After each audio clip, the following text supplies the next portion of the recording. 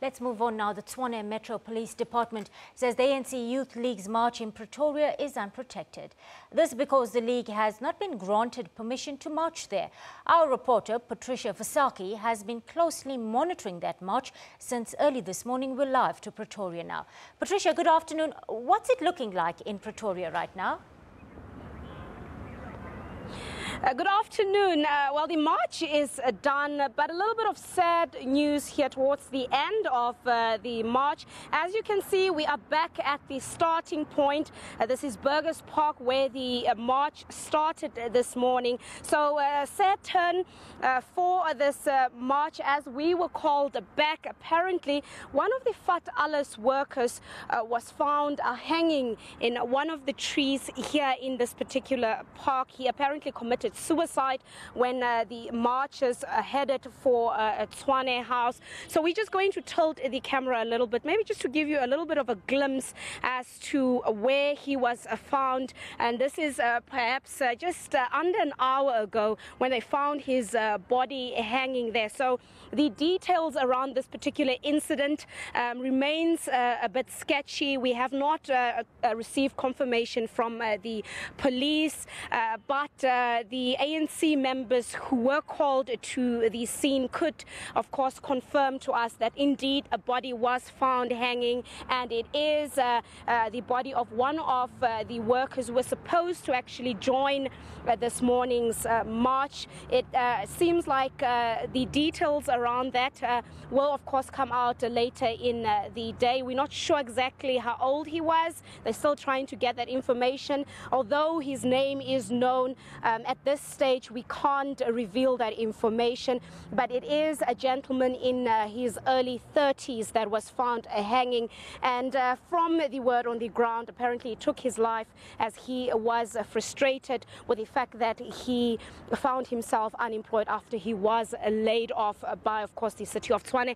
To get more reaction on this, I'm now joined by ANC spokesperson in Tshwane, Tebogo Jwala. Mr. Jwala, sad turn for you guys.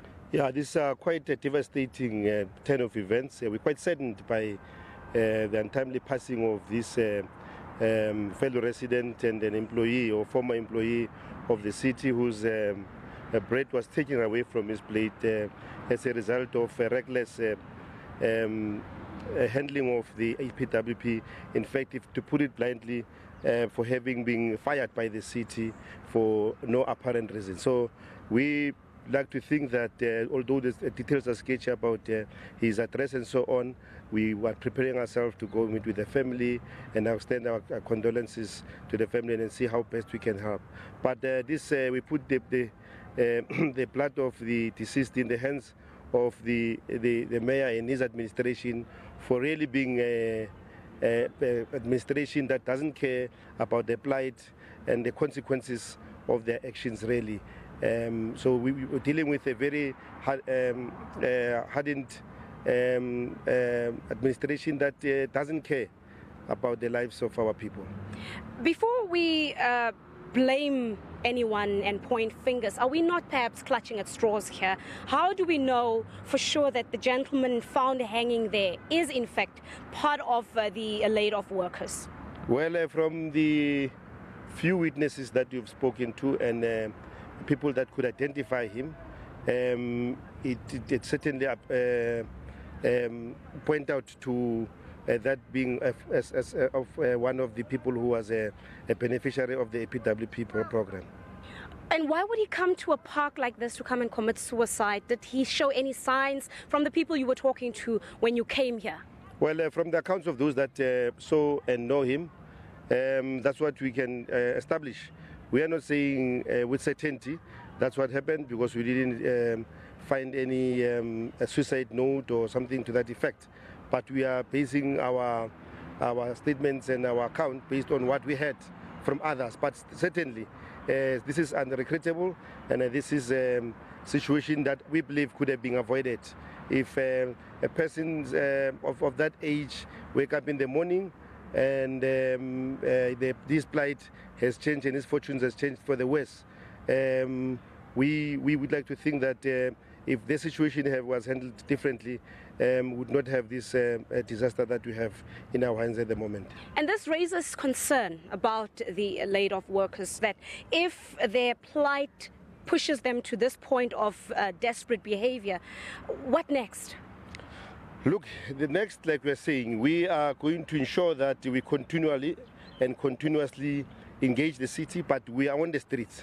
We have made a commitment that until this over 5,000 employees whose families find themselves with no bread on the table as a result of the administration that is careless, we are certainly going to be ensuring that we are on the streets with our people on the ground, as we've always been for the last 106 years or so as the ANC. So we are not going to run away from a problem. We are determined, and we will remain with our people until this matter is resolved. Let's talk about counselling.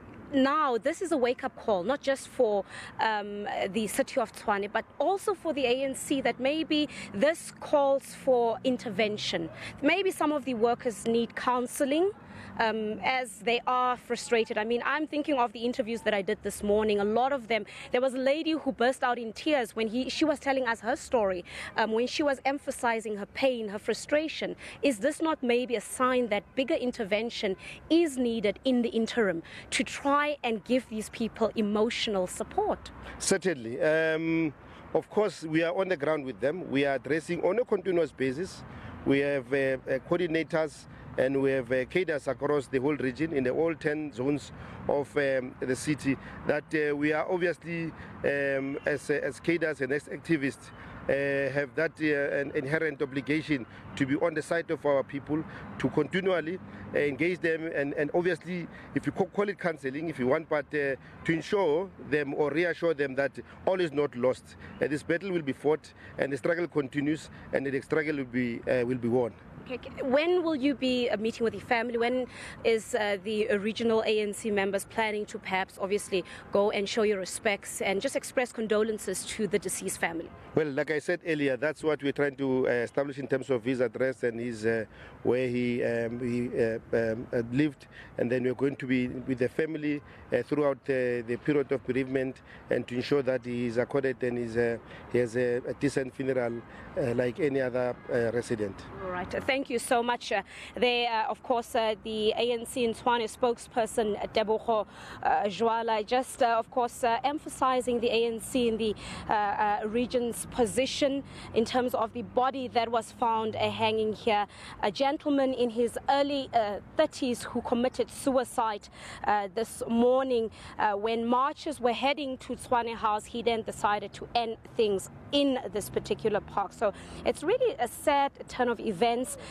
No words that I can express right now would actually paint a picture of how this day came to an end here in the capital city. But as Mr. Jwala has said, right now the attention shifts to the family of the deceased, where they will, of course, visit the family to try and sympathize with them, express respect, and see where they can help the family. But also for the remaining laid-off workers, what help can they give them in terms of counseling and just motivating them that, there is still possibilities, there is still opportunities, and all is not lost. They don't have to take matters to this extreme. But we will, of course, give you more updates when the police and some of the ANC members get more details in terms of what happened. As I said earlier, the details remain a bit sketchy in terms of what exactly happened when the rest of us headed for Tshwane House. But for now, let's give it back to studio.